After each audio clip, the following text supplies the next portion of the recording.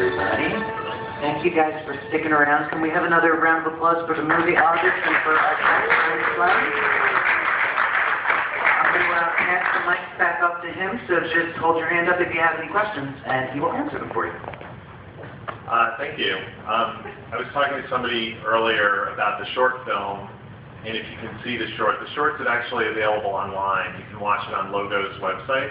And the short is called Postmortem. Not the same title as the feature, but it does feature the two main actors, Murray and Murray, who played Troy, and Daniel Dugan, who played Jonathan. So, does anyone have questions? Yes? Could you talk about the soundtrack a little bit? Why is that musician not related? When Eldar was doing the short film, he was writing the short, and then he went to see a friend of his play in a band on the Lower East Side, and it was the music that you heard in the film. So he just really loved the music when he went to see this, and then it really just became part of the short when he was writing the short. And you know, the short plays as much of a role in that film as it does in the feature. So when we expanded it to the feature, we kind of expanded the music as well. So that's sort of where the music came in to play. But yeah, it definitely, you know, was sort of a surprise choice for him, I think. But you know, he saw this music at the time when he was writing it, and it just sort of clicked in a way. Mm-hmm. Next question.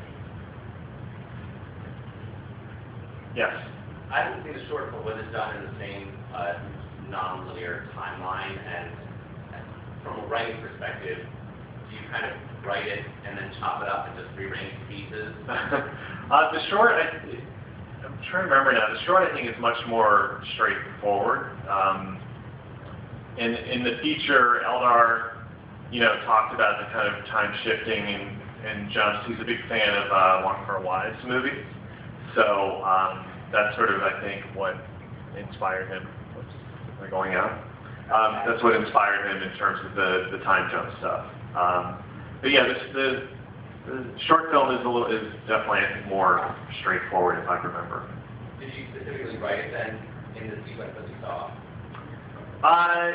Pretty much. Some things shifted and changed in the edit, but the general, you know, the idea of the jumping time frames and kind of going back to the same day and seeing it from a different angle was sort of in the script. But I think the point at which we saw things kind of shifted a little bit when we were editing it, because we just wanted it to be really, you know, we wanted it to just be clear, and I think that's something in the edit we just started seeing areas where it was a little fuzzy, so things kind of adjusted a little bit there. Yeah. Yeah, the performances were really good. I thought overall they just were very even. All of them were very talented. So it was an excellent casting. Oh yeah. I mean, I think it definitely helped Jonathan having Daniel and Murray from the short, because they just knew each other so well. The short, you know, was done in 2004, I think, was when they shot the short film. And I saw it at a festival in 2005. So, you know, they developed a great rapport from the short, and, you know, sort of became friends after that as well. So I think when it came time for the feature, they had a real relationship in a way. Adrian was not in the short film, the guy playing Raul, so he kind of came in for the feature, but, you know, I think it's an interesting dynamic that real life sort of mimicked the thing in the film, and that, you know, Jonathan and Troy, the actors playing Jonathan and Troy, actually knew each other much longer than he knew Raul. So it was sort of an interesting but not planned thing, just sort of, you know, because there was such a gap between the short and the feature. And so how long was pre-production, production, post, and what was your budget? The budget was, I'm not exactly sure, but I think it was under $1 million, somewhere south of that. But I didn't actually work on the production. I was in New York when they were shooting. I was on another film. But it all happened very quickly. The pre-production was maybe like a month or two. The shoot was about 2.5 weeks. last August, as it turned out. Not during a heat wave, fortunately. And then the edit was all last fall, and the film was kind of finished in, I believe it was final in like the end of January, February. So it was kind of a long development process, but once the feature started happening, it happened very quickly. It was really like 2 or 3 years of us working on the script. We did a reading with the actors in New York to try to see what was, working, what wasn't working in the longer version, and then more changes after that. The script got completely reset to Los Angeles because the short takes place in New York, and the feature was going to take place in New York, but everybody started moving to LA. First Eldar, then the actors, then the DP, James, moved out there to go to the AFI film program, and then we decided to just reset it in LA because it was going to make it a lot cheaper and a lot easier to do out there.